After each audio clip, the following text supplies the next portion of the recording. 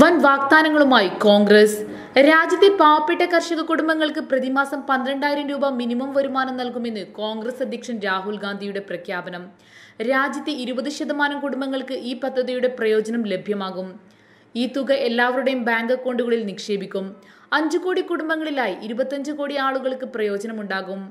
ഇന്ത്യയിലെ ഏറ്റവും ദരിദ്രരായ 20% പാവപ്പെട്ടവർക്കാണ് കുറഞ്ഞ വരുമാനം ഉറപ്പുവരുത്തുന്നത്. കോൺഗ്രസ് പ്രവർത്തക സമിതി യോഗത്തിനു ശേഷം വാർത്താ സമ്മേളനത്തിൽ സംസാരിക്കുകയായിരുന്നു രാഹുൽ ഗാന്ധി. അതേസമയം വയനാട് മണ്ഡലത്തിലെ സ്ഥാനാർത്ഥിത്വത്തെക്കുറിച്ച് അദ്ദേഹം ഒന്നും വ്യക്തമാക്കിയില്ല. ശാസ്ത്രീയ പഠനങ്ങൾക്ക് ശേഷമാണ് പദ്ധതി പ്രഖ്യാപനമെന്നും അദ്ദേഹം പറഞ്ഞു. അമേഠിക്ക് പുറമെ മറ്റേതെങ്കിലും മണ്ഡലത്തിൽ മത്സരിക്കുമോ എന്ന ചോദ്യത്തിന് മത്സരിക്കുമെന്നോ ഇല്ലെന്നോ ഉത്തരം നൽകാൻ പോലും രാഹുൽ ഗാന്ധി തയ്യാറായില്ല.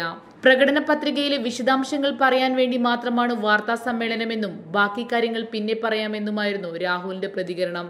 ദേശീയ വക്താവ് രൺദീപ് സിംഗ് സുർജേവാല, സംഘടന ചുമതലയുള്ള AICC general secretary KC Venugopal എന്നിവരും ഒപ്പമുണ്ടായിരുന്നു. News desk, big 14.